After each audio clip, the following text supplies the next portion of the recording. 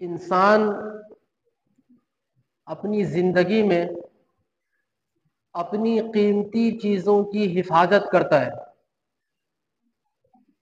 چیز جتنی زیادہ قیمتی ہوتی ہے اس کی حفاظت کا اسی قدر انتظام کرتا ہے. یہ انسان کی فطرت میں داخل ہے کہ چیز جتنی زیادہ قیمتی ہوتی ہے اس کی حفاظت کا انتظام اسی قدر کرتا ہے. نارمل سے چپل اگر آپ نے پہنے ہیں تو مسجد آتے آتے باہر اتار لیتے ہیں، اتنا کیئر نہیں کرتے. لیکن اگر نئے جوتے آپ نے خریدے ہیں تو اس کو وہاں پر نہیں رکھیں گے جہاں لوگوں کے چپل پڑے ہوتے ہیں، بلکہ ان کو اٹھاتے ہیں کسی الگ جگہ پہ رکھتے ہیں. کیوں؟ اس لیے کہ اس کی قیمت زیادہ ہے. اگر موبائل سستا ہے، پہلے زمانے میں چھوٹا موبائل تھا تو اتنی ٹینشن نہیں ہوتی تھی. لیکن اب موبائل مہنگا خریدا تو ہر تھوڑی دیر کے بعد بندہ جیب میں ہاتھ لگاتا ہے کہ ہاں موجود ہے، خیر سے. ان کو فکر رہتی ہے. کیوں؟ اس لیے کہ اس کی قیمت زیادہ ہے. سائیکل پر آیا تو شاید ویسے ہی کھڑی کر دے، لیکن گاڑی لیتا ہے، نئی موٹر سائیکل لیتا ہے تو بندہ اس میں تالا لگاتا ہے، اس کی حفاظت کرتا ہے، بار بار اس کی طرف دھیان رکھتا ہے. جیسے جیسے چیزوں کی ویلیو بڑھتی گئی آپ نے اس کا سیکورٹی کا انتظام ویسے ہی کیا. اور یہ انسان کرتا ہے، اس میں کوئی حرج نہیں. آپ کے پاس 10-20 ہزار ہے تو جیب میں رکھ لے، لیکن اگر 10-20 لاکھ ہے تو یا تو بینک میں رکھیں گے یا پھر لاکر میں رکھیں گے. سمجھانا یہ چاہ رہا ہوں کہ چیز جتنی زیادہ قیمتی ہوتی ہے اس کی حفاظت کا ہم اسی قدر اہتمام کرتے ہیں. یہ انسان کی فطرت میں ہے. لیکن میں آپ سب سے سوال کرنا چاہتا ہوں کہ ہماری زندگی میں سب سے قیمتی چیز کیا ہے؟ سب سے قیمتی سرمایہ، سب سے قیمتی دولت ایک مسلمانوں کی زندگی میں کیا ہوتی ہے؟ وہ ایمان ہے. ایمان سے بڑھ کر کوئی دولت نہیں، کوئی سرمایہ نہیں. یہ انمول نعمت ہے، انمول. اس کو خریدا نہیں جا سکتا. جب کفار جنہوں نے اللہ کو انکار کر دیا، جنہوں نے شرک کر کے زندگی گزاری، وہ سب قیامت کے دن عذاب سے بچنے کے لیے اگر زمین بھر کر سونا دینا چاہے، ان الذین کفروا وماتوا وهم کفار فلن يقبل من احدهم ملء الارض ذهبا. فرمایا کہ وہ زمین بھر کر، اللہ اکبر، زمین بھر کر سونا دینا چاہے کہ ہم عذاب سے بچ جائیں گے، وہ قبول نہیں کیا جائے گا. اتنی بڑی دولت ہے ایمان، اللہ نے ہمیں بن مانگے دیا ہے. تو میرے محترم بزرگ اور دوستو، اس ایمان کی حفاظت کے بارے میں ہمیں کتنی فکر مند ہونا چاہیے. ہم چھوٹی چھوٹی چیز کی حفاظت کرتے ہیں، لیکن جو سب سے بڑی نعمت ہے کہ ایک غیر مسلم بغیر ایمان کے اگر دنیا سے چلا گیا وہ ہمیشہ ہمیشہ جہنم میں رہے گا، ہمیشہ ہمیشہ. ہم فیہا خالدون. لیکن اگر کوئی بندہ ایمان لے کر کے گیا، اگر گناہگار بھی تھا، اگر خطا کار بھی تھا، تو اللہ رب العزت اس ایمان کی بدولت ایک نہ ایک دن ضرور اس کو جہنم سے نکال لے گا. تو اتنی بڑی دولت، اتنا بڑا سرمایہ، اس کی حفاظت کی فکر ہم کہاں کرتے ہیں؟ ہماری لائف میں سب سے قیمتی دولت ہے ایمان، اور ایمان کے بعد ہے ہمارے اور آپ کے اعمال. جو نیکیاں ہم کرتے ہیں نا،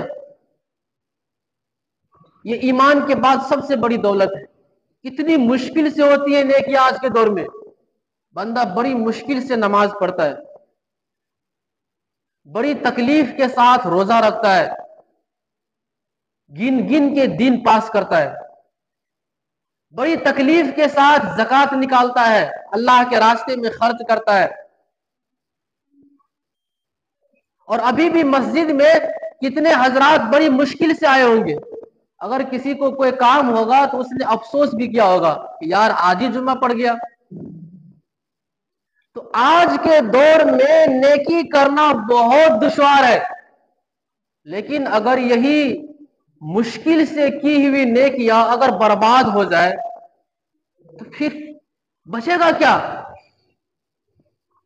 50-60 سال کی زندگی ملی، نمازیں بھی پڑھی، روزے بھی رکھے، زکوٰۃ بھی دیتا رہا، ذکر و اذکار بھی کیے، قربانیاں کی، بہت ساری نیکیاں کی، لیکن اگر یہ نیکیاں ہی برباد ہو جائے تو پھر بچے گا کیا؟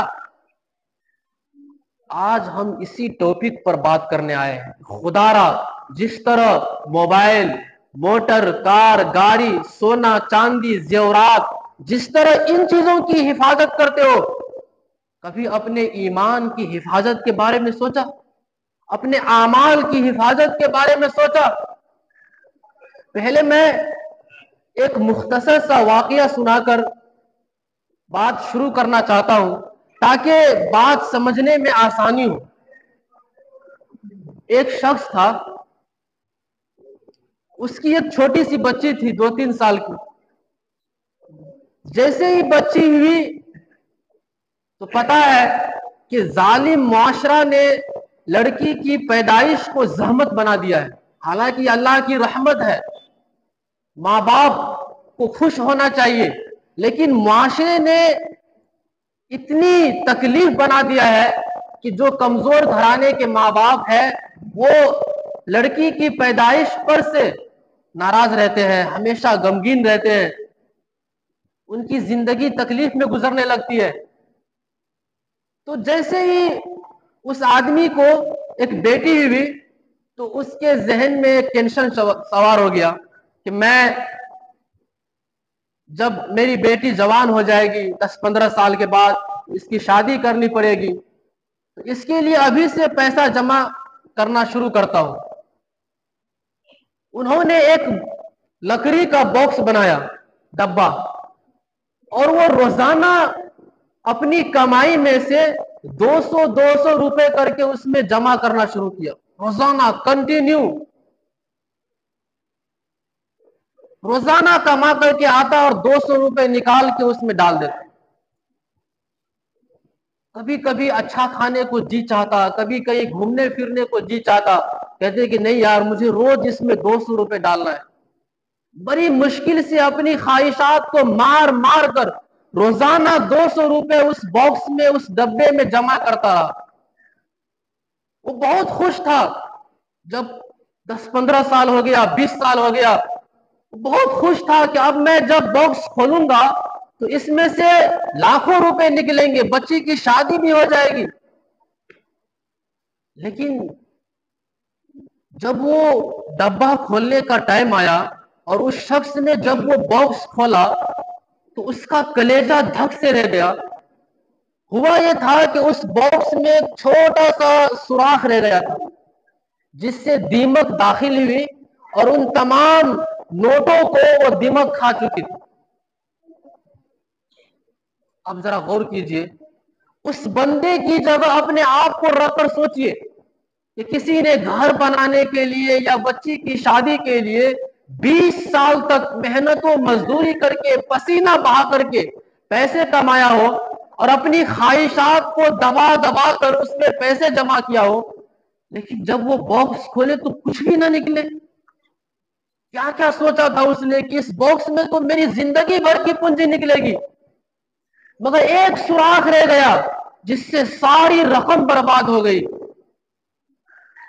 کتنی مایوسی ہوگی اسے۔ مگر میں سچ بتاؤں، اس سے کہیں زیادہ مایوسی ان لوگوں کو ہوگی جب قیامت کا دن ہوگا، حشر برپا ہوگا، لوگوں کے حساب کتاب ہو رہے ہوں گے اور کچھ لوگ اللہ کی عدالت میں جب پیش ہوگا تو ان کے ذہن میں ہوگا کہ ہم نے نمازیں بھی پڑھی ہے، ہم نے روزے بھی رکھے ہیں، ہم نے زکوٰۃ بھی دیا ہے، ہم نے حج بھی کیا ہے، ہم نے مسجدیں بنائی، مدرسہ بنایا، بہت سارے نیک کام کیے ہیں، یہ اللہ کی بارگاہ میں یہ نیکیاں کام آئے گی۔ لیکن جب وہاں پر ان کا اعمال نامہ کھلے تو ان سے کہا جائے کہ بھائی تمہارے اعمال نامے میں کچھ بھی نہیں ہے،